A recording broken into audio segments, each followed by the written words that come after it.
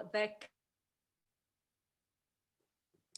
welcome, welcome, welcome everybody to this episode of Hit Talks Live. Now, we are so excited to invite you to this episode because we have 8 amazing speakers from all over the world sharing with you their 8 minutes on hope, inspiration and transformation.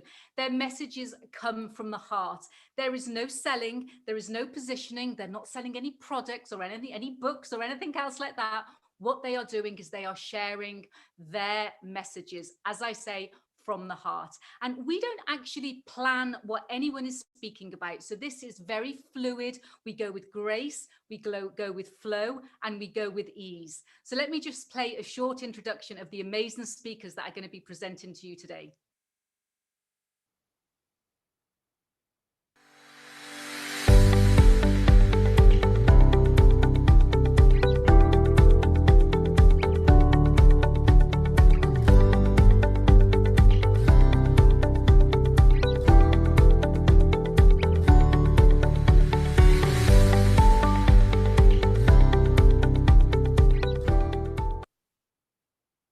Hey, so excited because today we have people from Florida, Colorado, from South Africa, from India, and from the UK. And as I say, what I love about Hit Talks is it is just it's a global phenomenon which actually started on the 2nd of the 2nd, 2020. Now, if you do your maths, the 2nd of the 2nd, 2020 equals 8.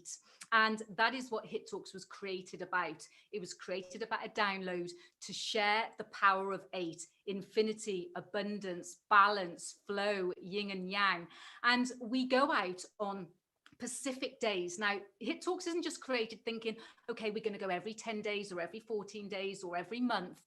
Every single episode is chosen down to the energies. And I'm an avid follower and student and lover of the ancient Mayan calendar. And so I work daily with the energies of the Mayan calendar. And I bring that into the speakers from the special editions. I bring that into my every single day life, which has actually totally changed the way that my life has evolved dramatically. But today is the beginning of a 13-day cycle, which is one tea hash. And it is not just a really special day, but it is actually my energetic day. Not the official energetic day, but it's my period. So let's say like a star sign, for instance. So the energy that we're actually going to be presenting today, as well as it being the amazing full moon, is all about tenacity. It's all about truth. It's all about discernment. So the tea hash is all like, it's the warrior, it's the blade, for instance. So it's kind of, you might get a feeling that you really want to cut through somebody's voice or not through somebody, I hope, or cut through something that is not so truthful in the world or around you.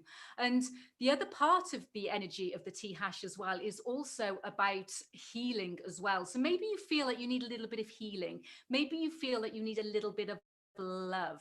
And if that's the case, you are in the right place, because that's what we're going to be giving you today. We're going to be giving you love. We're going to be giving you healing. We're going to be giving you truth. And to be honest, I don't even know what the speakers are going to be talking about. So I'm just as excited as every single one of you. So thank you so much for everybody here live in YouTube, for everyone watching the replay, and for the amazing souls that are here in the Zoom room as well, because behind the scenes in the Zoom room, we all stay and we chat with the speakers, and you don't know what's going to happen unless you're in the Zoom room. So anyway, let's get this amazing episode started by introducing you to the first speaker. Now, the team are going to bring Nikki's bio onto screen. Now, Nikki is all the way from South Africa, and she's been with us at Hit Talks before. So, and people wanted her back. It was like, oh my gosh. Now, Nikki has, talking about truth. Nikki is an advocate for truth. So she didn't know what I was going to be talking about. She didn't know about the energies of the day, of what this episode was presented presented when she agreed to come onto this episode. And so she's all about, fighting freedom and talking the truth and getting involved in really supporting people. But I'm not really going to go too much into that, because I'd like Nikki to now have her 8 minutes where she can share with you her stories of hope, inspiration, and transformation. So, my darling, welcome back to the family of Hit Talks. And I now give you 8 minutes. Thank you, Vicky. Thank you so much. Thank you for inviting me back. I have to say that it's really a wonderfully humbling experience sharing this platform. I feel very grateful. So truth, that's what you've thrown in, have you? Wow. Okay. So yes, I am one who speaks my truth. And I have to say that speaking one's truth over the past year in the time of COVID, I think has been more important, speaking one's truth now than ever before. You know, when you look at HIT Talks and you think of the acronym Hope, Inspiration, Transformation, and we look at what transformation actually means, which is a change in form and appearance. And we think of what is the truth behind that, because a form and appearance speaks to something that is external. But the real truth of that is that any transformation that takes place is taking place from within.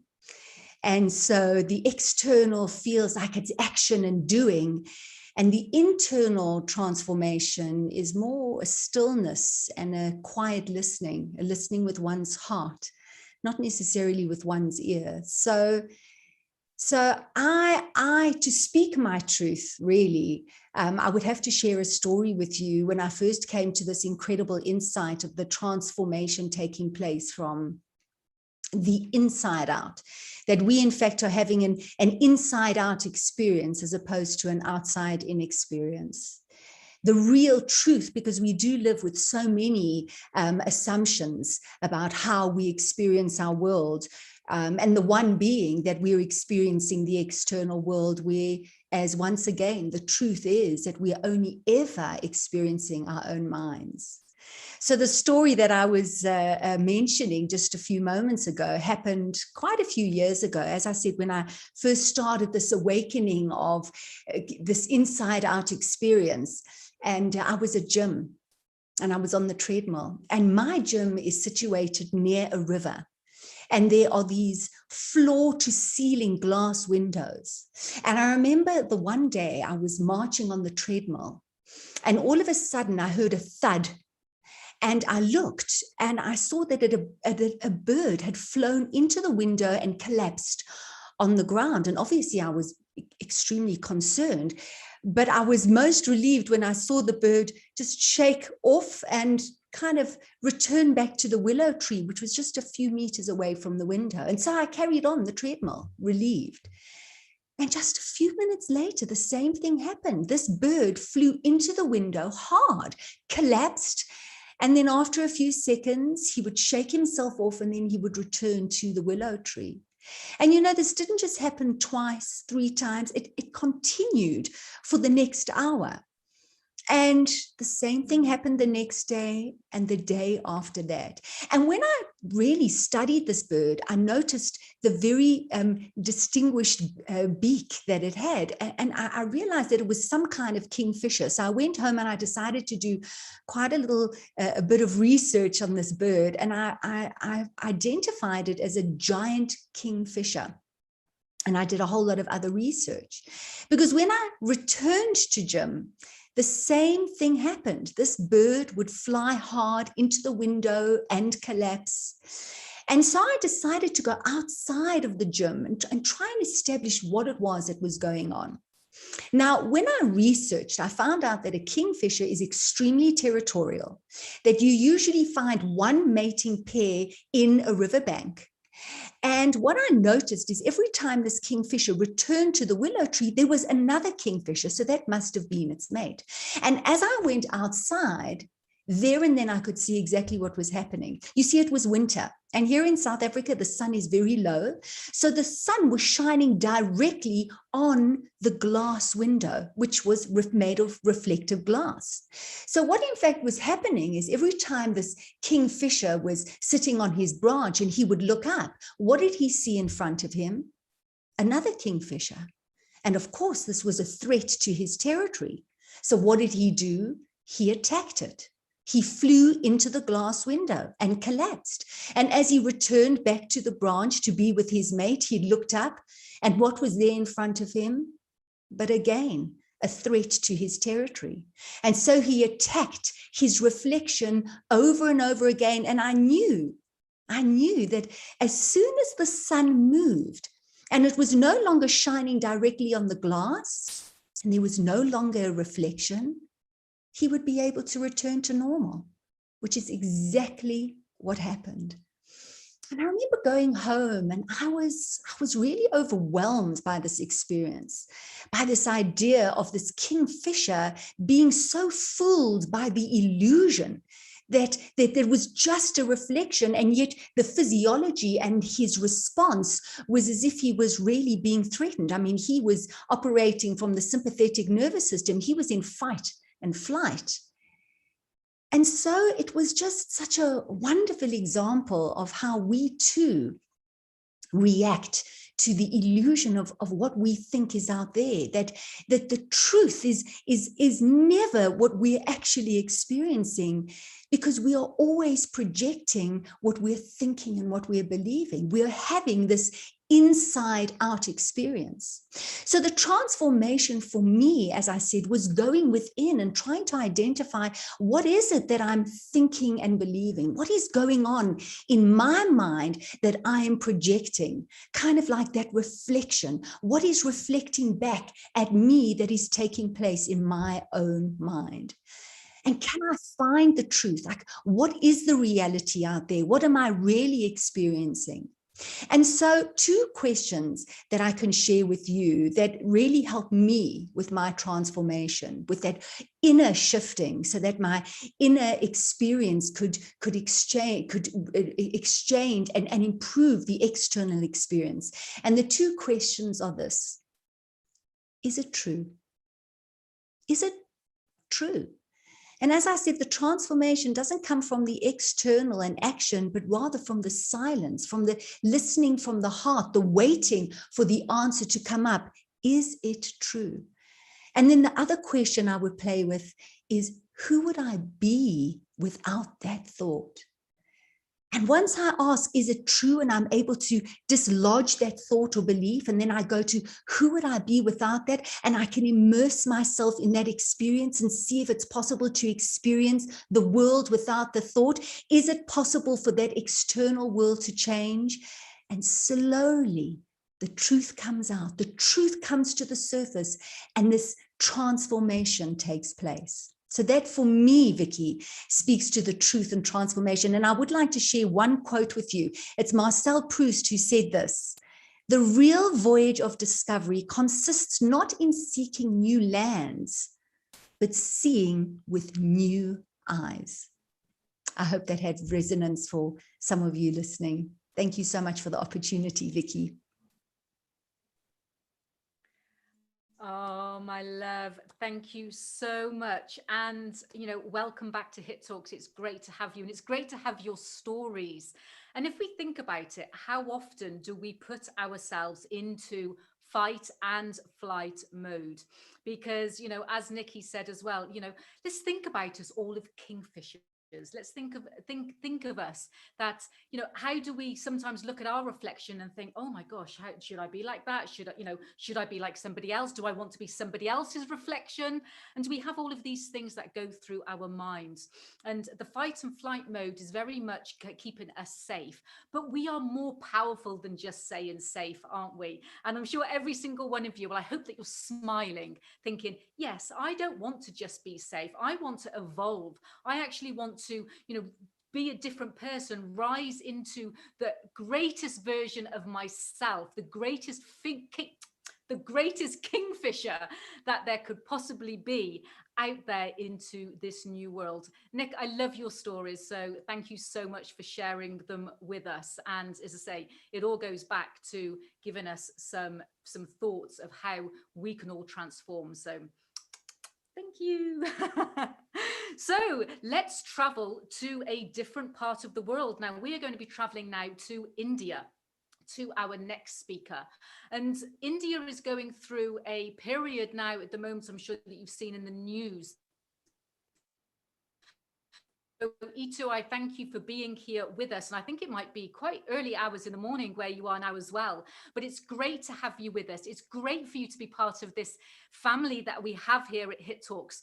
And as you can see, that she really is stepping into supporting people in wellness, which is really needed, especially through this period that we've been going through. And there's just, I don't really like reading people's bios. You can read that for yourself, because there is so much more to these speakers that come onto Hit Talks than the words that you can see on their bios. And you can feel that when you hear them talk, because they're doing that from the heart. So Itu, thank you so much for being with us. As I say, welcome to Hit Talks. You now have your 8 minutes to share hope, inspiration, and transformation. Namaste, everyone. And Vicky, thank you so much for having me here. It's absolutely inspiring. And I would like to begin with your acronym, a wonderful acronym that you've given to your talks, of hope, inspiration, and transformation. And these words are so dear to my heart, and so dear to my work, and so dear to all the things that I live for. And I remember very early in my life, I think I was in school, when I read this quote that hope is the enjoyment of future in advance. And to my mind, it opened up a plethora of thoughts and feelings and dreams that, yes, you can do it. Yes, you can create. So hope for me is creation, and hope for me is also purpose, because in hope, you find your purpose.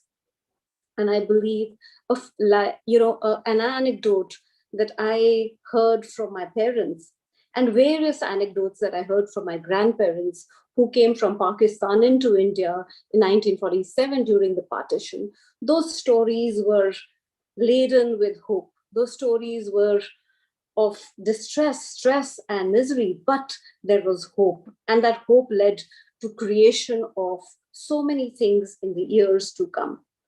And another story of hope that is so dear to my heart is that of Anne Frank. How this 13-year-old girl has left thesis, analysis, so much of learning for the world to come up with for what she experienced in that annex. And that is the story of hope.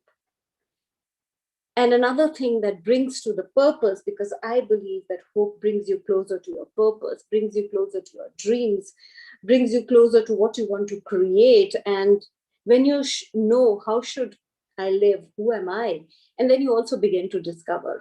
And the story of Viktor Frankl and his book, Man's Search for Meaning, is so dear to my heart, because how in misery, in pain, in distress, in downtime, in dark times, you look up and you find hope. And I think that's what the whole world is going through. We're looking up, we are finding hope, we are looking up every day, because there is something more coming up.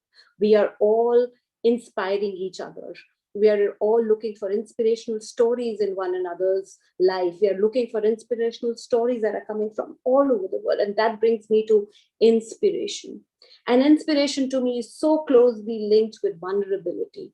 Each one of us is going through a vulnerable state at this moment in a collective way. Everyone is going through this vulnerability, but vulnerability in itself, when accepted, is such a beautiful power. It's a trigger and it's a striker to tell you that, yes, I can do it. Yes, you can do it. Yes, you can create. Yes, you can bring forward. And that brings me to my work, which I do every day. There are these stories of hope, of inspiration, where people know that they can find their beauty, they can find the beauty in the world, they can find their innate heroic potential and create a life full of purpose, create life full of passion, and create what they want to create. So the vulnerability lies in inspiration. When you keep inspiring yourself, and I like to tell a little story here in India that also connects me to my other work, which is at Rex as a co-founder, is that we talk of stories of inspiration. These people sitting in crannies and crevices of the world bring out these stories of inspiration, where a man, Dashrath Manjhi, came from a very, very humble or a untouchable community, and he lost his wife, and he couldn't cross the mountain to take her to a hospital because he came from a very, very untouchable community. so he couldn't go to the doctor. But after having lost his wife, he started cutting the mountain with a chisel and a hammer, a small chisel and a hammer. And he did that for 22 years and cut across that mountain to create an 18-kilometer road so that he could see others not losing the way he lost his wife. He did it to create a legacy. It became his purpose in life. And he did that 5 hours in the morning, 5 hours in the night, and in the day he was a daily laborer because he came from a poor family and he came from a poor community. He had to feed his children. So he did that. And these are the kind of heroes that we celebrate. These are the heroes that inspire. These are the stories that inspire. The super stars or the sports stars, those are not the heroes. The heroes are sitting in these small places where they're doing this work to bring about a change, to bring about a shift in the mindset of the world and bring about a huge impact and to inspire the world. So those stories are really, really inspiration, where you bring out something so beautiful because you didn't have it. You don't care about, you don't have it. So those are the stories of vulnerability that really, really inspire the world around. And then I move on to another part of the inspiration that leads to transformation. And this transformation comes from learning to learn, from unlearning, from relearning, and always being in this mode of shifting. And that hope, vulnerability, and transformation, the most beautiful example of that is nature. Nature is always shifting, changing, metamorphosing, bringing about a change, because that's the only way to survive, to thrive, to strive, to do better, be better, contribute, and create, and always keep creating. So nature is the most beautiful form of transformation that teaches us to keep moving into a place where we keep shifting. And that's what the neuro-linguistic programming, or NLP, says. The neuroscience says that shift, the change, just in your thoughts, just in your mind, can actually shift and bring about a change in your surrounding.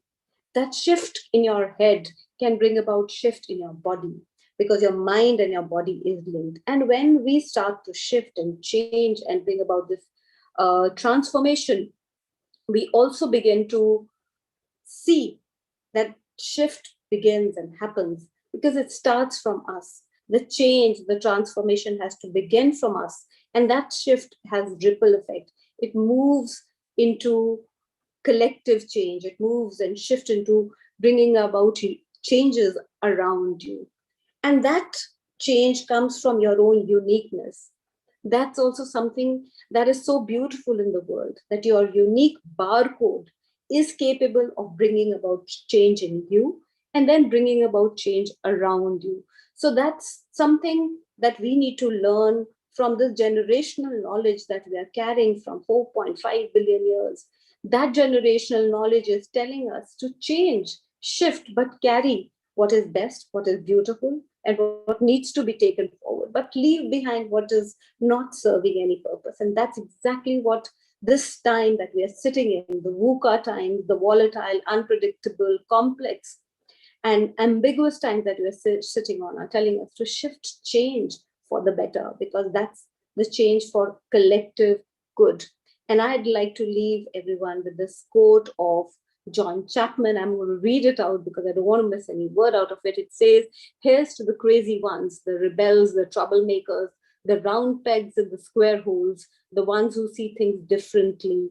They are not fond of rules, and they have no respect for status quo. You can quote them, disagree with them, you can glorify them, you can vilify them.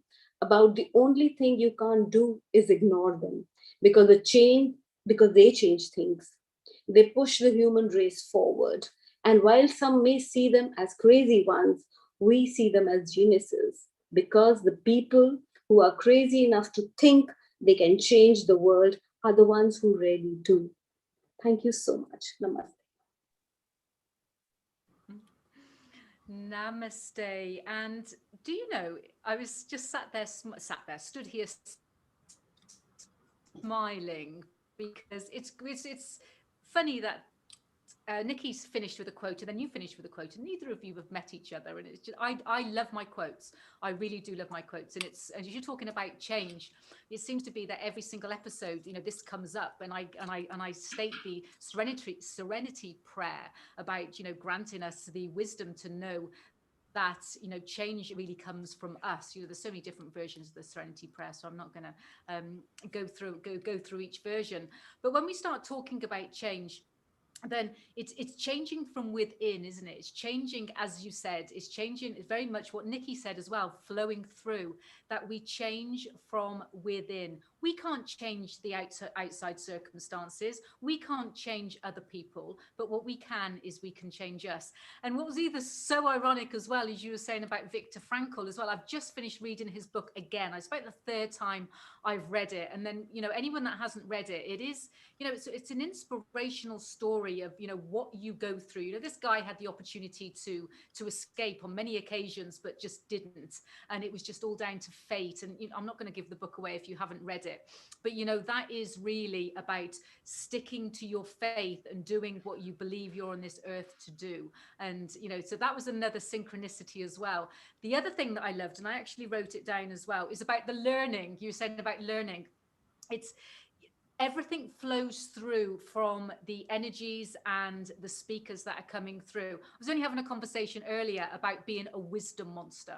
And how many of you, you know, as we talk about reading books, and I think every single person here is the speaker, but what about you watching the live or watching the replay, about wanting to just soak in as much wisdom as you possibly can? That's from either watching Hit Talks, from YouTube clips, from reading books, from listening to podcasts, from doing online studies.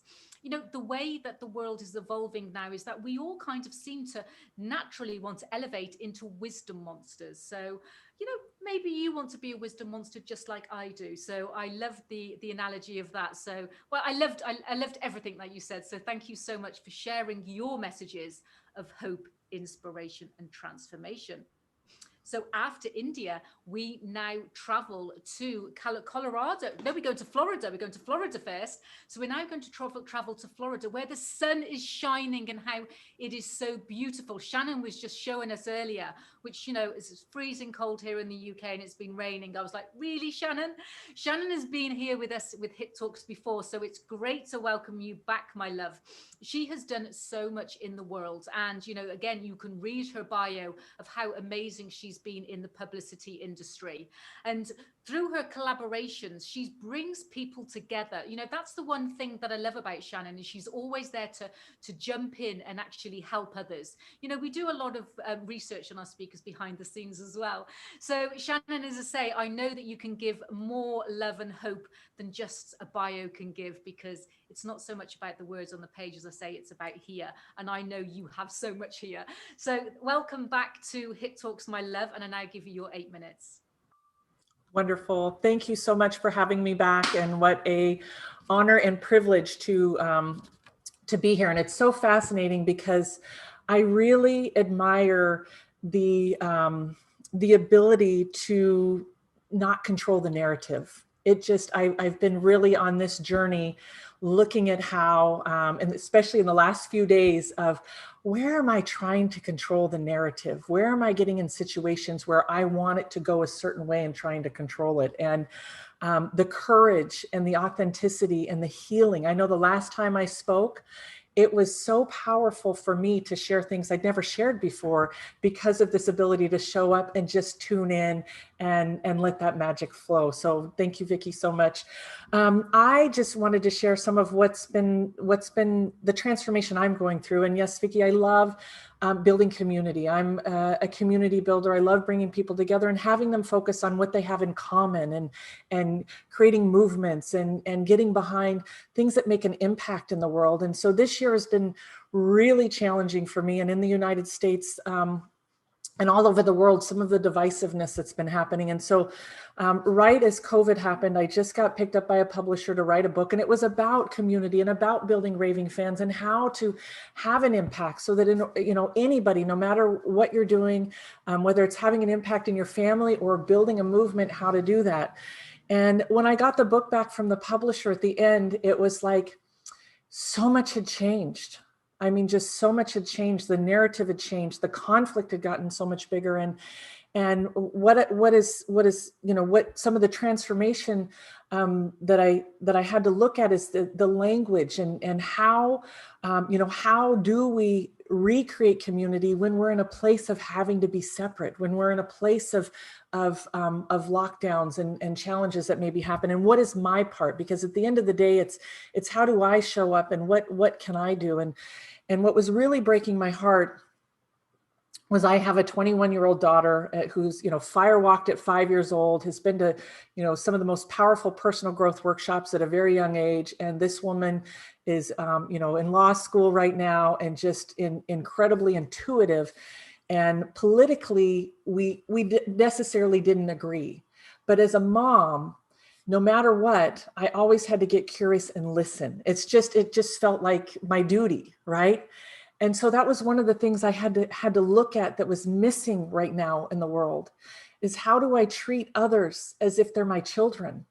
And what would I do? And I know sometimes as children, we have dictators and we have doormats, but I've been trained by Dr. Michael Popkins to be an active parent. And in an active parent, we ask questions of curiosity. We be open to learning other perspectives. It doesn't mean that everybody's truths have to be aligned and the same with mine. But what was so beautiful is that I got to really learn so much that, what I've learned is in college, they learn how to research. So my daughter's just been incredible at researching. But for me, I got to see people that have known her and dear friends of mine as a little child disown her because of her beliefs, and belittle her and put her down and not even ask the questions, not even take the time to listen. And so getting back to the book, in the book, I had to really look at how can we transform how we're showing up in this time? How can I get curious and still love people for their truth? Because in reality right now, there's a lot of truths that are true to people that are different. And how can I show up? And I believe that in each situation, we play one of these three roles. We're either a student, there to learn, a teacher, there to maybe consult and advise, or a catalyst for transformation. And so really looking at what is happening in this relationship, and how do I show up? And so a lot of what's happening for me is getting rid of those labels that cause divisiveness. Republican, Democrat, left, right, non-vax, vax, whatever's going on, getting rid of, we can all convey messages with dropping those languages. And I play this game now, if I'm watching anything, is I listen to people talk and I go, oh, wow, how powerful would it be if they dropped this word, or if they added this word? And so I'm hoping to inspire people to really look at how can you be that bridge for being inclusive? How can you, allow people to have their truth and love their truth and be with them as your brother and sister, or as your children? What is it that we teach our children? I mean, for me, I want my daughter's voice to be heard. I don't want it to be squelched at 21. I want her to be like a lot of the speakers here, where she has the courage to speak and be okay, which she does. I'm so great that she does. But I also, I hope that each one of us can take that time, and if you take that time to listen, be curious, ask questions. If you don't have the resources, a lot of times, I love that place. I work with Scott Katamas, who's a love coach, and every time we get together, he says, are you well resourced? Have you had enough food, enough sleep? Do you feel well? If you're not resourced and you get in those conversations, just say, you know what, I'm not really able to be fully present, and I want to give you the most love and connection possible. So, I'd love to talk about this, but at another time. Be really direct. Have that dominion on taking that stand to build community, because more than ever right now, We need to be those lighthouses of bringing people together and finding those commonalities and being aware of our language that is divisive. You know, they're just being very conscious of how can we eliminate the labels and really create cohesion. And if you want to practice, do what I do. I just get on and I listen to people and I say, oh, get rid of that word, get rid of that word. And it's such a great way to do it. This is one of the things with my children is, you know, I wanted to change my language with my kids. And so, you know, I learned early on, don't tell them to not run, say walk. Don't tell them, don't forget, remember. And so what I would do is not judge the person, but just listen to the language and go, how do I turn this around? How do I shift this? And so I become a continuous student in all of my engagements, just so that I can be a better steward of what I'm saying and how I'm building community.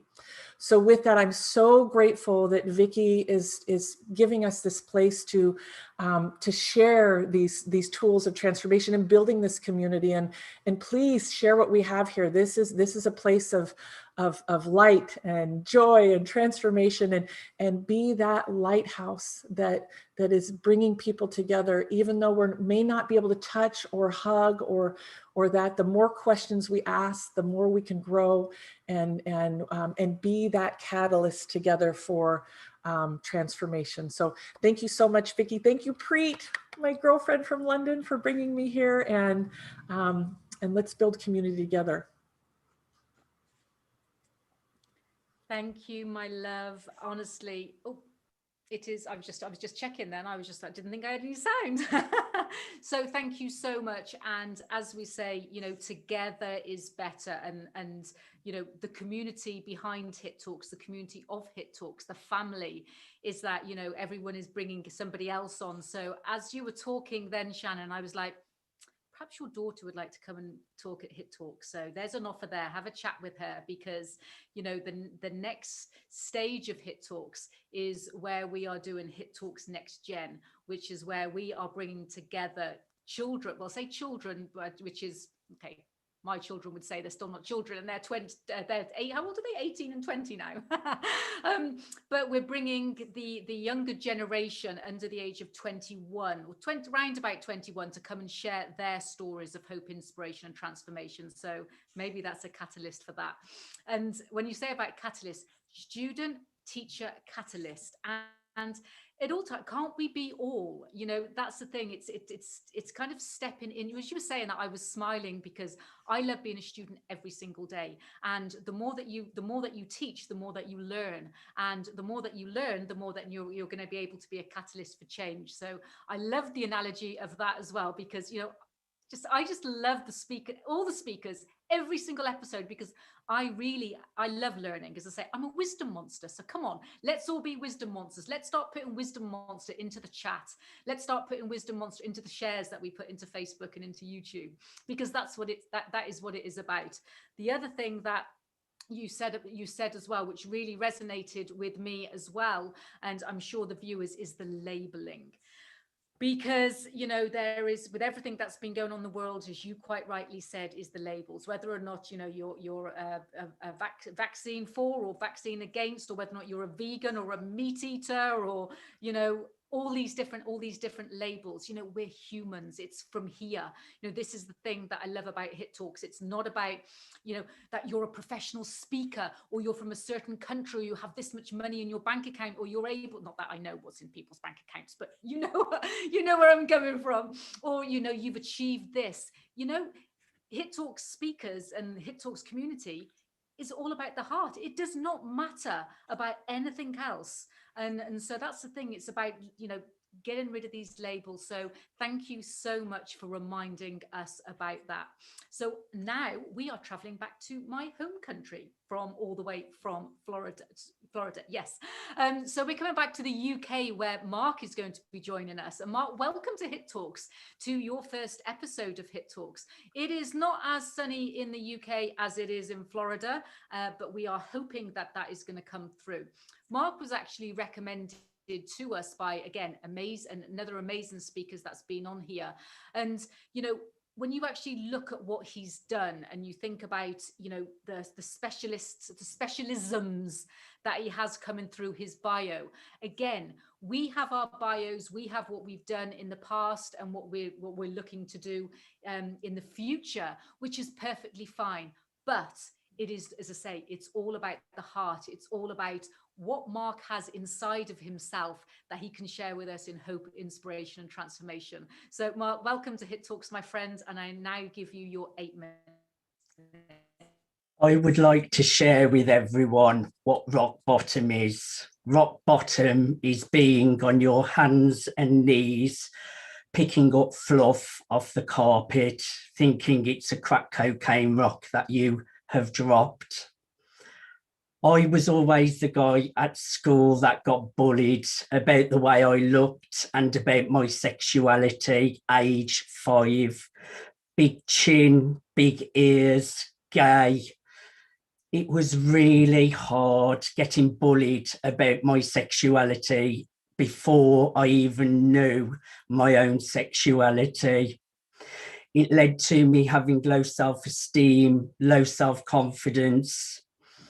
I purposely went to a secondary school that no one from primary school was going to. It was great for a couple of weeks. I didn't get bullied, only that didn't last long. I remember having to run home from school one day because one of the hard lads in class come and kicked me in my back for no reason. I had to run the 3 miles home.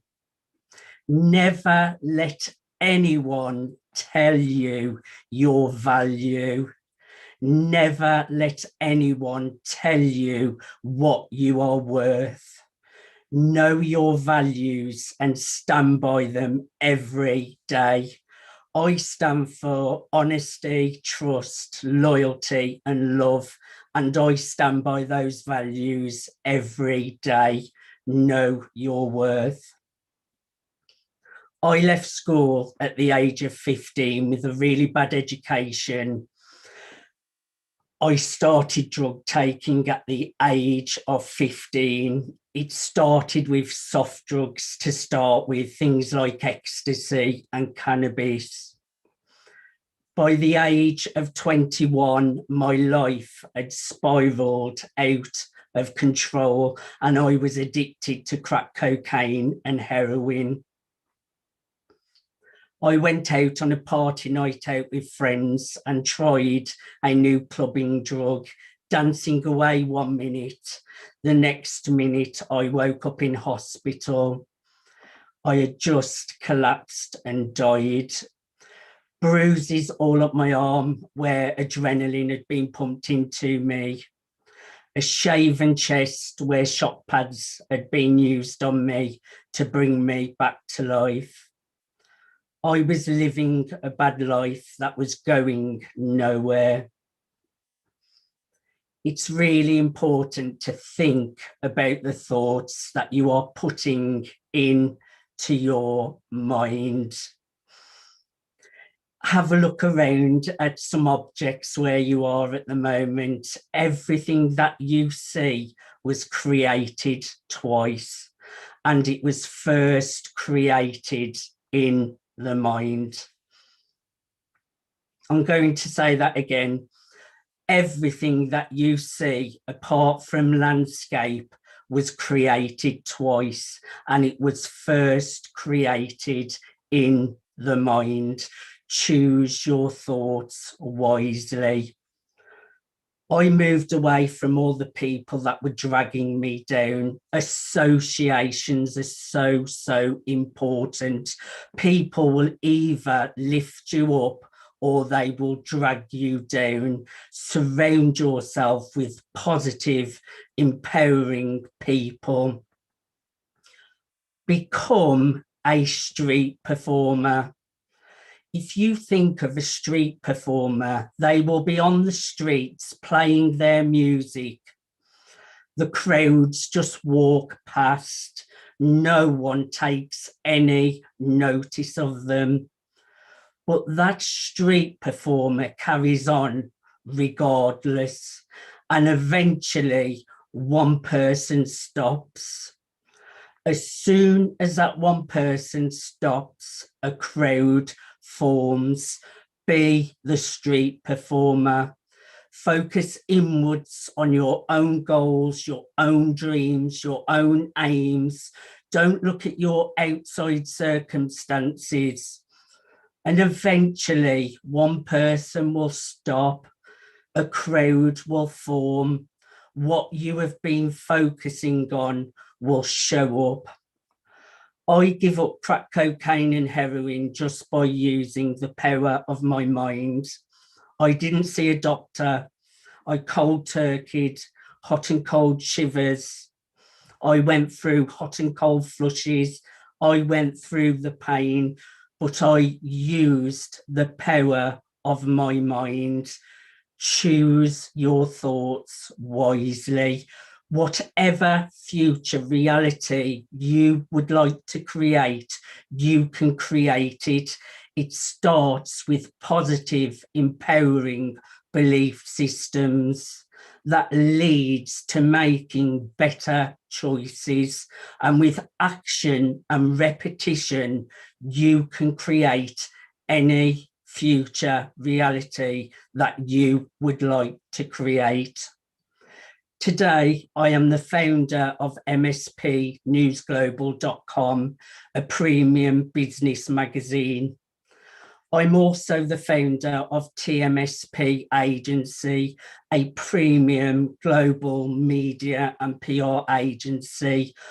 I have worked with some of the biggest names in personal development, celebrities, and been fortunate to have done media coverage for most of the original cast of The Secret movie. Dr. John Demartini, Rhonda Byrne, Dr. Joe Vitale, Marie Diamond, Bob Doyle, Dennis Waitley. I'm a radio host, TV host, best-selling author. I just want to leave you on, no matter of your past or present circumstances, you can create any future reality you would like to create.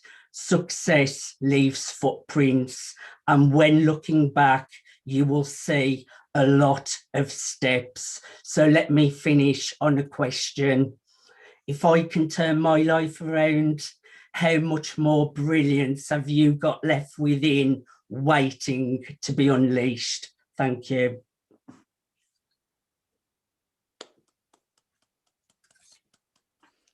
Thank you, Mark. And I just like everyone just to take a couple of moments, because you sharing that story with us, you know, I was just reading the group chat here in the Zoom room of everybody. You know, it takes courage to actually share your story. It takes courage to share your journey. And, you know, you can see that the successes that you've made from actually using your mind. So Mark, honestly, from the bottom of my heart, thank you for sharing that. And when we think about it, from everybody watching the live, the replay, and here in the Zoom room, about how we can, you know, we can bring that story into our own lives. How many times have we, you know, it flows through from speaker to speaker, as Shannon was saying as well, about, you know, not saying the negative words to her children, and, you know, you can't do this, but perhaps, you know, don't run, but just walk, and different vocabulary. It is so important. And it's like the kingfisher that Nikki was saying as well, about looking at the reflection, and it's what's in our mind. It is so powerful. And when you actually then spend time, you know, are you spending time reading the news or watching the news with everything going on there, or are you spending times on listening to amazing stories like Mark's and like Shannon's and like oh, my mind's gone, like Nikki's and Ita, and I've got them all written down here, but all the speakers from all of the 40 episodes that we've done at Hit Talk so far. Are you listening to these stories, which is all about how they've had hope, how they've actually inspired themselves and others, and how they've transformed, because it is about the mind. Something else that I really like that you said, Mark, as well, is about taking action. And this is something that I'm not saying I had to, yeah, okay, I had to work with, and I think we all have to work with, especially when, my background is very corporate, very business, and, very driven in that sense. And then when I kind of, let's say, stepped over to the spiritual world and kind of found my spiritual being, at one stage I was like, oh, that's fine, I can just meditate, I can do all the breathing, I can do all the healing stuff that I meant to do, and all of the spiritual work, but I don't have to take any action because the angels will look after me, or the universe will just give it to me. And yes, obviously certain things are presented to you, you put yourself into a space, but action is so important, but it's aligned action. And this is what you've done, Marcus, you've taken action. So thank you so much, my friend, which now leads us to stay in the UK. So Preet has been on Hit Talks a couple of times, quite a few times as well, a massive advocate of Hit Talks. She's forever sharing speakers with us. She's forever sharing the whole concept of Hit Talks, the love of Hit Talks, the passion of Hit Talks, the whole of her community. And that's what makes ripples, as we were talking about earlier. And she is working again with her corporate background, like I have said, as well as bringing in her spirituality as well. But again, with the bios, you can read it, but she is so much more than that, because she's a connector. She literally connects people from the heart. She's a giver. She really wants to help so many people. It's always like, how can I help you? How can I connect you with somebody? And and that's the thing, the more that you give in life, honestly, the more that you receive. But I don't know with society, maybe not for you, but I know from perhaps my upbringing and the surroundings, that I was surrounding myself with the wrong people for many years, and it was very much that just take, and the more that you can take, the more that you can take. But it's not like that, and this lady is one to prove it. So anyway, my darling, welcome back to Hit Talks, and I now give you your 8 minutes. Vicky, you overwhelm me with your love, always do. I'm so grateful to reconnect with my girls. I took a bit of a Silas journey. I just went into my room, and for many months now, I haven't been able to be in touch with any of my friends, actually. But there's already so much being said, which has touched my heart, and I will feel like I would feel like a fraud if I didn't address the most pressing matter, what's going on in the world. That this world has gone crazy. There's so much happening, like in India, in Israel, Palestine, just bombing each other. It's just gone crazy. So I'm going to use a little bit of heavy words, so do forgive me for that. When I was very little, my grandpa died when I was like, my mom was 5 years old. My great grandpa was alive till like early 80s. And when I was very little, he would tell me this story: child, in your lifetime, there will be a man who would want to reach God. They will make a staircase to God in Punjabi. He said this story to me in Punjabi. And all my life, I used to imagine that one day, and I travel the world, every time I travel, I used to imagine one day I'm going to bump into some sort of staircase that, I mean, in a metaphorical way. And then when this pandemic happened early in the last year, it dawned to me that my great grandpa was telling me that there are human beings who are trying to reach God. And it occurred to me that actually they want to be gods. They want to capture consciousness. And I know it's impossible to do that, but that story kind of gave me idea what's really going on in the world. And once we can identify what's going on in the world, then we can find some sort of solution, some sort of sanity to deal with these challenges.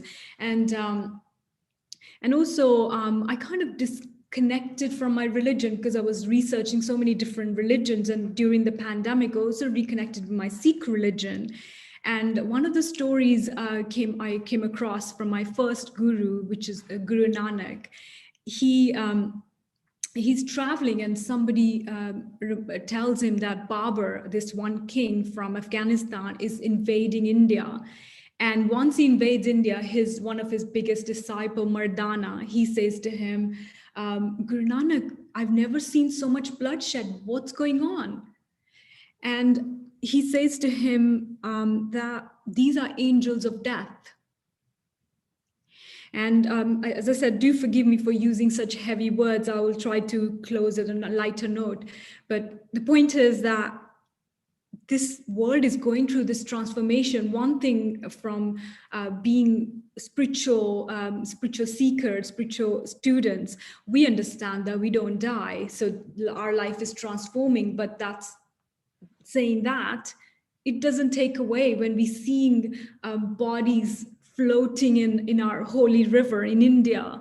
It doesn't bring pain, because if it didn't bring pain, I would class myself as some sort of like I've got some problem in my head. There's no working properly. So it does bring pain to my heart, what's going on in the world.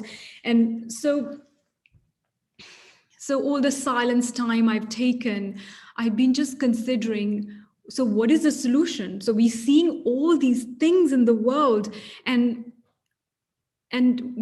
as far as long as I can see in the history, everything I read, the world wars and the Sikh history of India, how my religion was like literally as a warrior protecting the whole country, and still to date, is.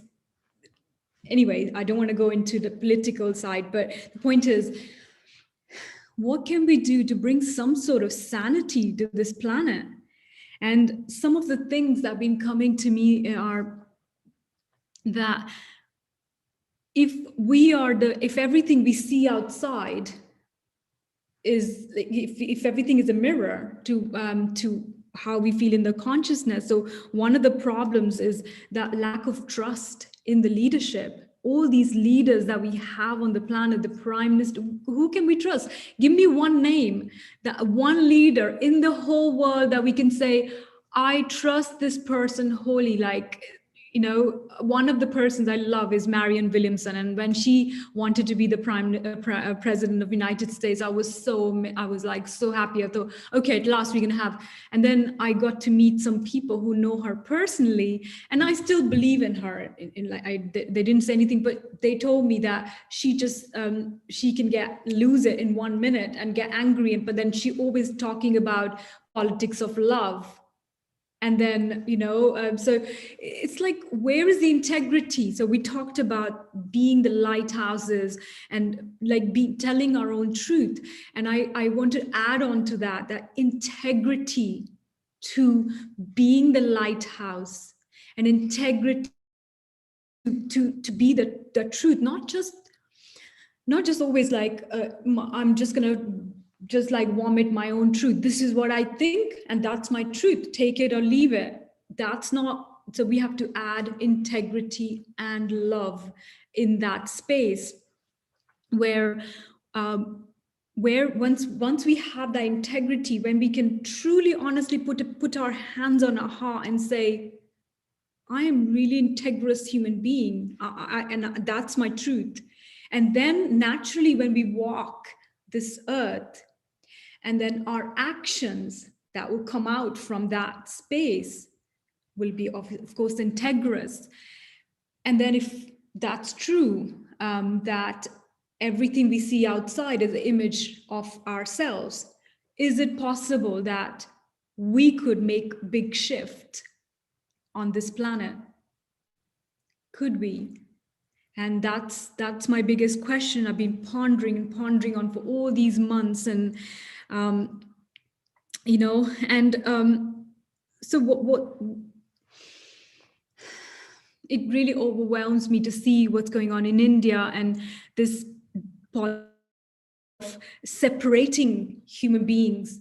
And could it be possible? What does that look like? So there's one thing saying, Shannon, me, you and me, like we are one, and we have that love, even though if you don't speak for months, we know that we stand for each other.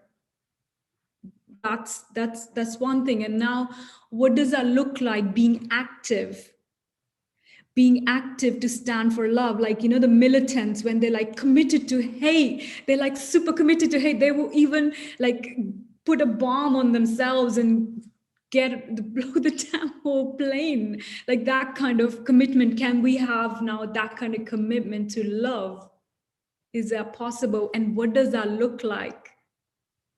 And how will this earth be like when we are that sort of committed to love, to integrity, to love, and not just love with words? That when we just, like, you know, a lot of people say, I love you, but do we really love each other from, like how Shannon mentioned, that really with your children, every word that we occur from our mouth is that energy of love. And then to our partner, like I was mentioning earlier, I got so drenched when I had to express my love to my partner. So that's what I want to leave you all with integrity of to love, and being the lighthouse, be the conduit of love. And I would just invite you at last moment just to connect with the supreme light and really experience what does that being lighthouse feel like. Every soul that has left this planet due to pandemic, you know, lack of oxygen in India, everything going on, we send them off. One thing we do know, that they are not dead. Death doesn't happen. They are transformed. They just transform to different energy. And now, as wise wisdom monsters, how do we plan this moving forward? How do we create new civilizations on this planet? So with that thought, I part from you. Thank you. Oh, my love, thank you so much. You know, I really felt you through that 8 minutes, and you know, the whole persona of life, and it's about love, isn't it? And everything that we've been through, you know, you've just hit the nail on the head about the separation, but bring it all down to love, and we can do that together.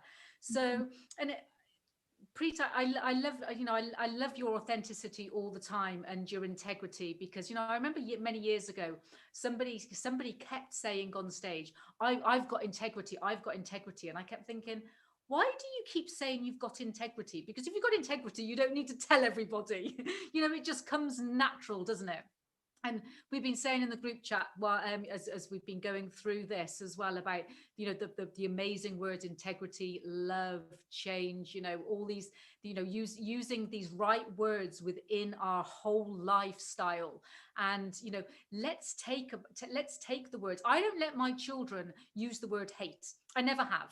You know, I always say that it's a really, really strong word. You know, there may be somebody that you dislike at this present time, but, you know, it's using the right words, and as you say, about love.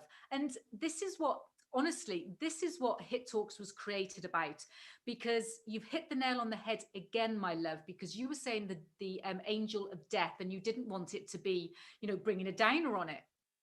Hit Talks is created around the power of 8, which in the Mayan calendar is death. So you will together, it's death and transformation, because in the Mayan calendar we have the number 1, which we're on a number 1 day today, which is all about rebirth. It's all about something new. And then we have number 7, which is death, and you add that together and it's death and it's death and rebirth, which is transformation. So we all have to go through some sort of death to actually transform. And whether or not, you know, that's people that have actually done that in their bodies and they've come back as, you know, you're thinking I'm back in this body, you know, to live a different life on earth, whether or not that's we've transformed out of our body, as you say, into another being, or whether or not we've just let something die out of our field, whether or not that's vocabulary, whether or not that's people, as Mark said, getting rid of the negative people around us, whether or not that's, you know, eating hamburgers, whatever it is, we can let things die out of our field so we can transform. So it's not a negative thing to say, or a downer thing, as you say, about angel of death, because, you know, we all need this death to transform. And it's just totally come into alignment with everything of Hit Talk. So thank you again, my love.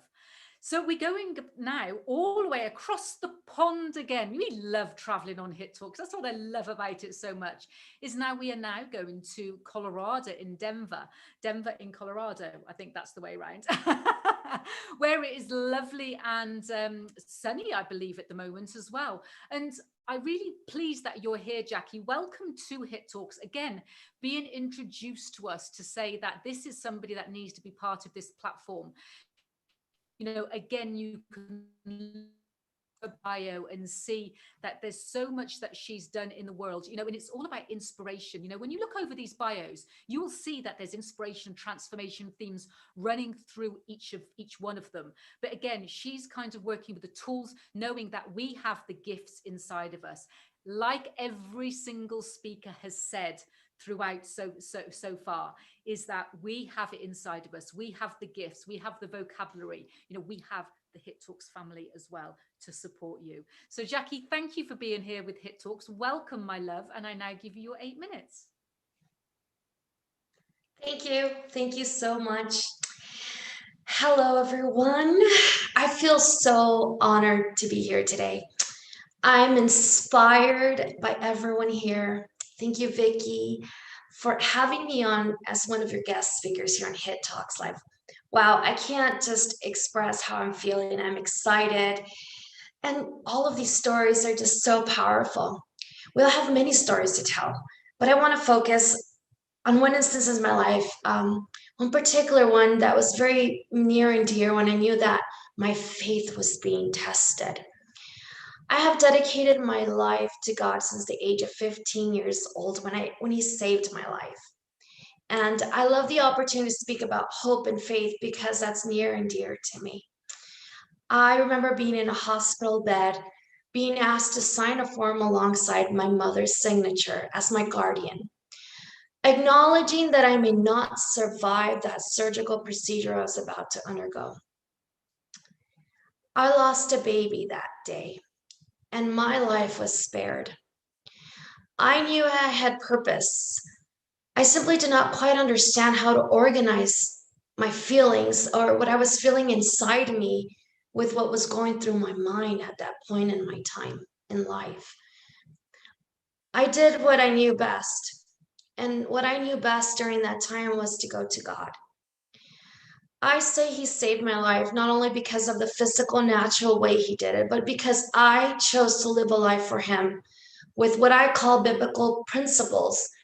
And I chose to devote my love and life to serving God.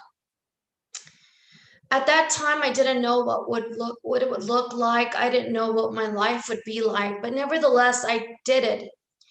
And even I didn't even know what to think and how to go about it, but I knew that I would face difficulties, hardships, and life decisions as a result of it. Fast forward to the instance in my life when I knew my faith was being tested. I was married and now had a beautiful child, Michaela. She was only 3.5 years old when she had been suffering seizure-type episodes. And we're consistently at the hospital every week, every month, having tests done. We had overnight stays, and so much more has happened at this point. The situation was difficult and stressful, but we had hope and faith that she would be healed. One day, as I was curling her beautiful, long, thick hair for preschool, it was picture day. And she had an episode, one of the many, and completely just fell in my arms. This time I was alone. And instead of calling the ambulance again or screaming for her daddy for help, I just knew that my faith was being tested at this point. I held her in my arms and I looked at her and I knew that God had taught me love. I loved her so much. So much that I never knew what love was until I had this beautiful child in my arms and I was just staring at her. So I looked at the sky and I said, God, my life of purpose is to serve you. And I love you above all else. And if that means that she was just laying in my arms, that she belongs to you, then so be it. She's yours. But I love you more. I put my hand on her stomach and miraculously she came back to me. I hugged her so tight, you guys. And thank God she never had an episode like this ever again. My hope and faith were tested that day, but I learned that in life we must have alignment of purpose. And that's what I want to talk about. Alignment of purpose so that everything we do is significant and bigger than ourselves. If we are not aligned, we allow chaos and confusion to creep in, and that can cause fear.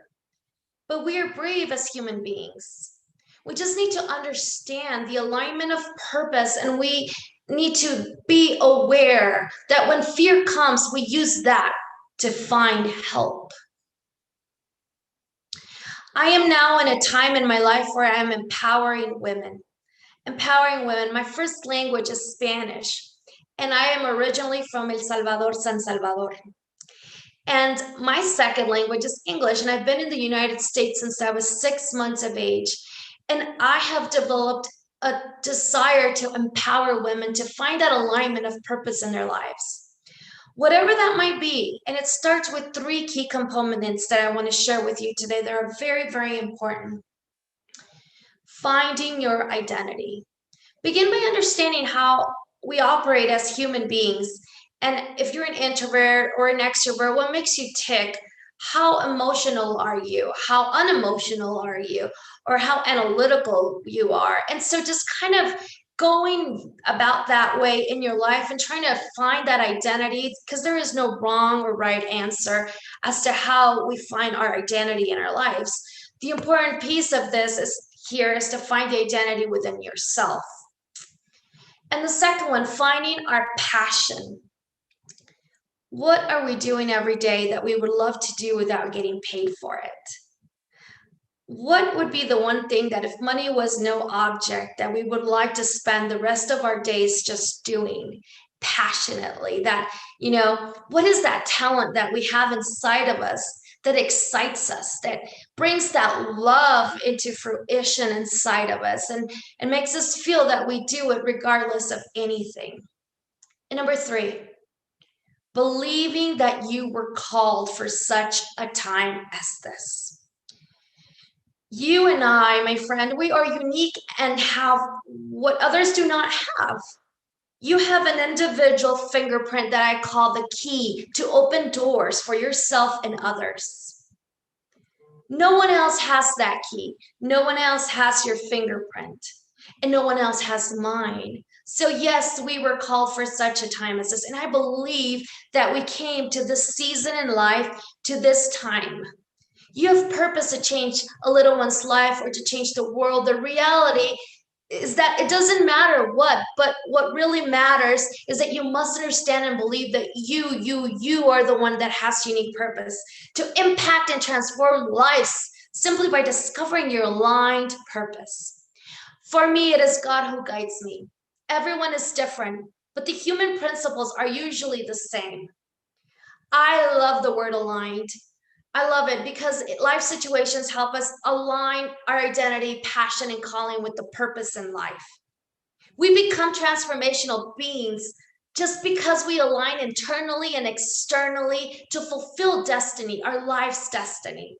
My daughter has blessed me so much, but it was my understanding of the fact that being on earth is to fulfill a purpose that is bigger than myself, like impacting her life and my other children's life as well as women's lives by empowering them to become the best version of themselves. Thank you so much. And I truly mean it, that this has been a huge blessing for me to be able to be here with every one of you. Blessings.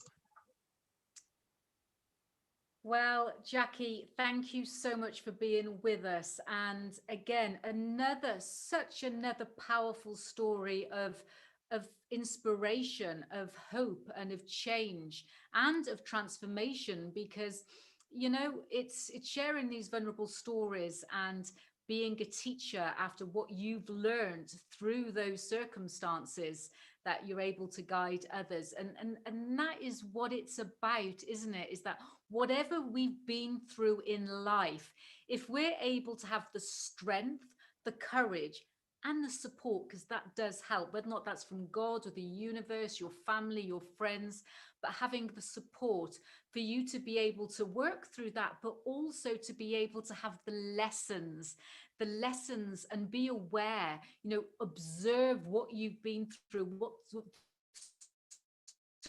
circumstances, you know, positions, opportunities that have been presented to you, and looking at it from a learning perspective, going back to what we said earlier of being the student as well, and thinking, what can I learn? You know, being a wisdom monster again through all of these circumstances, you know, what I love about it, you know, and it just makes me smile from the heart, is that honestly, everyone watching the live, the replay, and here in the Zoom room, not one speaker knows what the other speaker is talking about. I don't know what the speakers are talking about whatsoever. And when you watch this episode from beginning to end, you know, if you've jumped in the middle, go and watch it from the beginning to the end, and watch how magically there is just this silk lining going through of all of the messages that are actually just connecting together. I love it. It's just like magical. And just sharing with us that, you know, we have been called here for a purpose. What are we here to do? And, you know, looking at the bigger picture than just staying small, because we have the power inside of us. Thank you so much, Jackie, for being here with Hit Talks. And I know that you'll be back with us. So we are now traveling again, but we decided to come back across the pond, back to the UK today.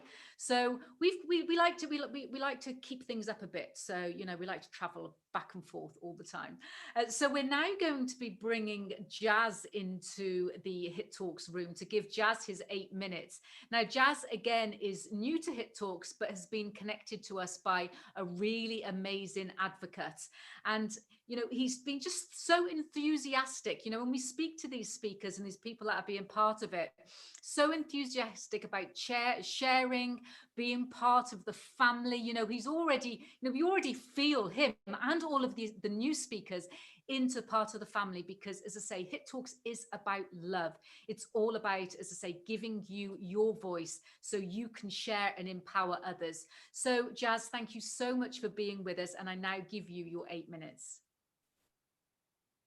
Hi, Vicky. Thank you so much for having me on. Really, really honor and appreciate all the other speakers that have been on. You know, it's been such an inspiring journey, just listening to everyone. And as you said, Vicky, it's listening to the linkages and the correlations between what each and every speaker is saying. Because one of the things that came to mind while I was listening was, well, what is hope? What is hope? Now, hope, I like to call our highest hope is what I like to say is our highest personal, the hope is our height of our personal expectation. Hope is our height of personal expectation. So the question is then, what do we expect? Because if you look through areas of your life, you always look back and think to yourself, well, whatever I've received, whatever I've achieved, whatever I've accomplished in life, I actually expected it to happen. You see, as natural human beings, it's very much part of our process that we get what we expect. And if we're able to hold that expectation in our mind and constantly hold it, then we're going to get some value out of that. And we're going to create, and we're going to move towards our highest potential. And I suppose that's what life's all about, isn't it? Moving to the highest version of ourselves. I remember when I was at Brentford Football Club when I was 14 years old, and I was an aspiring professional footballer, and I had always played in what we call central defence. for anyone that knows football. And up until this age, I had never played in any other position, but I was really good in my position. And what happened was they said, okay, you're doing really well, Jazz, and you're doing really well with the under 15 team. We're now going to push you up a level to play with the older kids. I said, yeah, not a problem. Let's go to the under 16s then. He said, no, no, no. We don't have an under 16s team. We have an under 19s team. So I thought, whoa, this is a huge challenge for me. I don't know if I can play with boys that are so much bigger and stronger and faster than me. But anyway, I've gathered my confidence and I said, okay, I can do it. And then when I arrived at the game, they said, you're not playing central defense anymore. You're going to play on the left side. And I said, oh my goodness, this is another huge challenge. I don't know if I can cope. But then again, I gathered my hope, I gathered my courage, I gathered my confidence. And I said, you know what? I've seen this position being played on TV. I can do it. So as I'm playing this position in left back, I'm doing really well and I'm performing to the best of my ability until the ball goes off the sideline. And I've realized that I've been called to take the throw in, but I've never actually thrown a ball in my life. I'm 14 years old and I've never thrown a ball in my life. I was horrified, but I did what I thought I would imagine to do, right? Which is take the longest run up that you can possibly take and throw the ball as far as you possibly can. So I did that and I ran back 20 yards, way further than you ever should run when you're doing a throw in, okay? So I ran back 20 yards, took my furthest run and threw the ball as far as I could, and it landed right in front of my feet. And that crushed my dreams, it crushed my inspiration. But here's the thing, out of every failure, there's a message in it. Out of every failure, there's a message. And needless to say, I wasn't invited back to Brentford after that game, but there was a message in that. And that message was, how do you approach your fear? You see, this is where inspiration comes into play, because you need inspiration to propel you forward. You need inspiration in order to take that essence of who you are, take that hope, and then transfer it to yourself and transfer it to others around you. So what did I do next? So then I was no longer going to become a professional footballer, and I kind of knew it. So then I got called to do something that I was really, really passionate about, which was teaching other children how to play sport. And this was a really inspiring journey for me, because not only did I get to inspire and learn and grow myself, but I got to train other people and I got to learn off other people. And it's a constant push and pull when it comes to coaching, because you can really, really empower and transform somebody's way of thinking, their way of being, and the way of growing through a simple conversation. And that's what it was all about for me. And that's the level of inspiration that we need, because on the other side of fear is what? Freedom. So one of the questions that I like to ask myself when I'm fearful about something is that fear more important than my freedom? Is that fear more important than what I want to create? Is that fear more important than my value of what I'm called to do and become? So those are some really important things. And then the final thing is transformation. Well, what is transformation and how do we transform? Well, one of the things, like a lot of the speakers have spoken about language and the power of communication. And that's really important, because we've got to look at every single conversation and look at how we can transform it, because we live in very much a society where there's so many negative things going on, and we hear so many negative things in the media and so on. And if it's raining outside, forbid, everybody will tell you, oh, it's a dreary day. No, it's not a dreary day. It's how you communicate about what's happening. Because we need the rain in order for the sun to come out. It's a law of polarity. There's a constant back and forth and an energy cosmic field that's going on around us. So a few of the questions that I like to ask people is, hey, how can you add value to every single conversation? How can you leave every single person that you communicate with more inspired, even if it's just the person at the bus stop? And how can you treat every person as if they were your grandparent? And really look after your counterparts, really look after the other people, whether that be in business, in work, in friendships, in family, and so on. Really look to inspire and transform people's lives from inside out, because that's really powerful. And here's the thing that I would like to sign off and say. We already have the seed within us. It's our job to plant it. We already have water. It's our job to pour it. And we already have energy, and it's our job to penetrate it into the things that we love and are really passionate about. Thank you so much. And that's my HIT Talks. I love it. I love it. I love it. And we were just actually talking in the team as well about, did you plan that speech? Because it's just kind of, again, the thread has just come through with everybody, because, you know, we're talking about learning from opportunities and learning from failure. And it reminded me, because I gave it to my hairdresser many years ago. I actually read a book called, and I spoke about it at the last couple of episodes of Hit Talks as well. And I think it's Susan Jeffers, and it's Feel the Fear and Do It Anyway. And that's the thing. It's exactly what you said, Jazz, isn't it? Is that, you know, what did you say? You said fear equals freedom.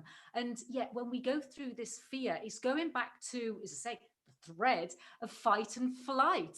Because when the fear comes in, we're just like, oh shit, sorry, am I allowed to say that on Hit Talks? Oh my dear. You know, it's like we go into this fight and flight mode, but it's given us the freedom when we learn, which is going back to what Shannon was saying about being a student and a wisdom monster, as I say. So, you know, everything is actually threading together so perfectly. And I loved your analogy when you say that, you know, without this failure and without, you know, what's happened and receiving the messages and understanding the messages, then you're not able to transform. So thank you for being here with us and bringing us your faith. I'd love to invite all of you new speakers back onto Hit Talks. So we were going to be going on to our 8th speaker, but I think something has happened because our 8th speaker has disappeared from the Zoom room. So as we know, everything actually happens for a reason.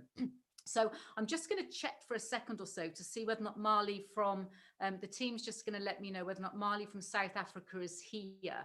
She has actually been on Hit Talks a couple of times with us before, so she knows the drill, and she's got always got great stories of hope, inspiration and transformation. But she's not here, and everything happens for a reason. So what usually happens is that because we work around the power of 8, is that it's always good to have the 8 speakers. So moi is going to have to step in and perhaps share something about hope, inspiration and transformation for 8 minutes. Now, oh my gosh, what am I going to talk about? Team, can you please set a timer for me? Because every other device that I've got is doing something else. So, and you know very well that I could actually stand here and talk for about 2 hours, if not 4 hours. And that's what you do not want, is actually me talking for all that time. So what am I going to talk about? Hope, inspiration and transformation. I'm going to talk about failure. I think that's what's really coming through on this Tea Hash Day as well, because and it goes back to that time that I read that book, Susan Jeffers, Feel the Fear and Do It Anyway. And it was one of these times that I went into, let's say, a dark hole, thinking that life just wasn't worth living. And I look back at it now when I think, oh my God, Vicky, grow up. Do you know, sometimes you get that feeling when you just think, oh my gosh, how did I kind of react to that situation like that? And it's going back to, you know, quite a fair few years ago when I was actually training to be a chartered surveyor. So my background is in business and real estate. And I've been doing property portfolio and property development personally for many years. And I had a big ego. Okay, so I had a big ego. For some reason, the universe was kind of presenting me with so many different opportunities. So before I got into real estate, I was a general manager. I started off as an operations manager of a large global company. And I always seemed to climb the ladder. And I always, you know, as you say, I always used to seem to land on my feet and always kind of get the good jobs, you know, the pay rises, the cars, you know, everything in that corporate life. And so when I was in property, I then decided that I wanted to know more about property. It wasn't good enough to just be hands-on, you know, renovating and developing and investing and everything else. I decided that at the age of like 32, something like that, age is just a number to me, that I would go to university, and I wanted to qualify to be the highest accolade in real estate as I could. I wanted to be a chartered surveyor. I didn't want to do it in 3 years. I wanted to do it in 5 years, where I actually get the Royal Institute of Chartered Surveyors badge as well, because I had such a big ego. I had to have a badge, you know, all the other, you know, business cards and all the other accolades that I had didn't matter. I needed to have this one. And I was going through to my exams and you know, doing everything else. And, you know, I was also a mature student as well. So, I had life behind me. I had 2 children, multiple properties, it was an easy ride for me to be able to do these exams, or these let's say qualifications that I had to do to be this chartered surveyor, which I do have to say were bloody hard. And cut a long story short, I failed. And there was, I'm not going to say youngsters, but there were people around, around me, 19, 20, going through, and I had all this experience. And I actually came out, and nobody knew. Everyone was like, there's no way she's going to fail. She's got all the experience, she's got all of the life knowledge, she's got all of the skills. But I think the universe realized that she needed a bit of a knock. And it might not sound big in this world now as I'm sharing it, but oh my gosh, I got this, this failure of, you go with, to be a chartered surveyor, you do your exams, but then you also have to do professional competency as well. So an assessment where you have to sit in front of a board of really scary looking men that are there questioning you about real estate, about valuation and all of these things. So I was like sat there with all, 3 or 4 men stood there kind of asking me all these questions and drilling me. But anyway, it was one of my obviously it sounds really, really stupid now I talk about it, about being one of my darkest days. But I came home and I lay on the couch and I never moved off that couch for about 3 days. I was crying. I didn't think life was worth living. I just wanted to give everything up. And when you think about it, is that like a really big failure in life when everything else, around me, perhaps if I was a little bit less egotistic and a little bit more aware of the world, that it wouldn't have hit me so much. And it was that Susan Jeffers book that I read that was Feel the Fear and Do It Anyway. And that's kind of getting up. And I honestly wish, no, I don't. Okay, I'm going to take that back, Vicky, take that back, because everything is a lesson. Because if I knew then, what I was going to say is if I honestly wish that I had the knowledge, the experience and the people around me then as I do now, from being a wisdom monster for many, many years. But if I did have that, I wouldn't have gone through those steps that I went through to transform myself. And this is what I think about failure. And this is what I think about freedom. This is what I think about growth. And we can all look back with it over our lives and think about things that have gone wrong, things that have been things or people or opportunities that have been taken from us, where we've fallen, people that have screwed us over or led us down or manipulated us, or all these sort of things. They've all been lessons. And when you're able to sit back, whether or not you sit back at the time, whether or not you sit back 1 year, 2 years, 5 years, 10 years, 20 years later, and look over those lessons and learn from them, and and take something from them and look at it from a place of growth, a place of inspiration, a place for, gosh, look at me, look how I've transformed, or look how, the circumstances around me have transformed. And then you don't have to beat yourself up so much, because it's so easy for us to want to be able to be a guru. And my husband also says I say that word wrong, but a guru or a hero, as you say. We are our own inner heroes. We really, really are. What I'm here to do, what my purpose is different to every single other person's purpose, because as you said, I'm not too sure who said it now, but it's our fingerprint, it's our uniqueness. And I think that was, I've got so many names here, I think that was Jackie, the uniqueness. We all have a purpose, we all have a message, we all have a heart which is different, but it's all loving. We all have hope that we can give somebody. We all have inspiration that we can share, and people that have inspired us. And we all have transformational messages that we can share. And that is what I believe is part of my purpose, is being here on this earth, is to give people a voice, to help people share their messages of hope, inspiration, and transformation. Because honestly, every single person watching the live, the replay, and here in the Zoom room, when Hit Talks was given to me in a download. I was in the gym and I was asking, as an international speaker, why do I know all of these people all over the world? You know, I could go to any country and have a friend and a place to stay and somebody really inspirational to spend time with. Why? And this is when Hit Talks was presented to me. The 8 minutes, the 8 different perspectives, the 8 o'clock that it starts on 02/02/2020, which was 8.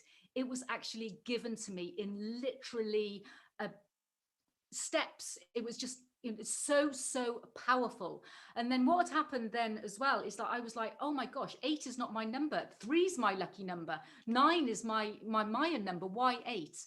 I had to follow the guidance. I had to follow the trust and do this. And that is the thing. It's giving people the stories of hope, giving people the stories of inspiration, giving people the stories of transformation. And the other download that I had was a massive hit Talks, you know that, and was a massive hit when I was actually told. And when I say told, you know, you can say God, the universe, spirit, your higher self, whatever it is for you. But I was told, Vicky, get your ego out of the way, because Hit Talks is not about you. Hit Talks is bigger than you. This is where, you know, TED, I was given the visions of TED Talks being out now, because, you know, 18 minutes is just too long. So 8 minutes is the number that works with the brain for people to be able to take it all in. And so many visions and so many messages. But what I really laughed at is when I was actually told, Vicky, get your bloody ego out of the way. And that is what Hit Talks about, because this is why we love to have people sharing other speakers with us, people taking their own special editions, people actually taking my place of hosting like I host, where they can bring on their own 8 speakers. So this is how we're growing, and I just absolutely love it. And I've got to say, if I don't learn from my failures, then I would definitely not be where I am now. And I've got no idea whether or not I've gone over my 8 minutes, whether or not I'm on 20, 40, 60, or even 6, because I live in a time warp, because I absolutely love being here. I absolutely love serving you. I absolutely love talking, as you can tell. And I actually love Hit Talks, and I love every single one of you. So thank you so much for being here. My name is Vicky Thomas, and I now give the stage back to moi. So, how long was that? I've got no idea. Now the team's going to say to me, Vicky, stop talking. Stop talking. Stop talking. But anyway, if it's gone over, thank you so much to everybody that has been here watching the live, watching the replay. Thank you to our amazing speakers. I send Marley love from South Africa. She wasn't able to join us. She'll perhaps come on to the next episode, because as we say, everything happens for a reason. So our next episode is on the 10th of June. Yes, our next episode is on the 10th of June. Please come and join us, because after the next episode on the 10th of June, we also have a special edition episode, which is what I say is that you can actually host your own show. You can actually be what I'm doing now. Be what I'm doing now. It's really good English, Vicky. You can actually be yourself doing what I'm doing now, where you can bring in your own 8 speakers and you can introduce them. You can actually give them their voice, just like this amazing gentleman, Carly. Do you know, I always get his name wrong. It's Carly. He's going to shout at me when he watches this replay. Carly is actually going to be doing where he's going to bringing together his own 8 speakers on the 22nd of June. Can you tell that I've actually been talking all day? I'm recording a course for something else. You'll find out about it soon. So I have been on camera most of the day today. So my voice is starting to go as well. But anyway, ladies and gentlemen, and everybody here watching the live, the replay in the Zoom room, thank you so much from the bottom of my heart for being here. I hope that the stories of hope, inspiration and transformation have inspired you. Please leave us some comments. Please subscribe to our YouTube channel. Please come and see us in any of the future episodes. And if you want to be able to be a speaker, please do reach out. Thank you so much. I'm sending you all so much love. And now I'll end with this outro.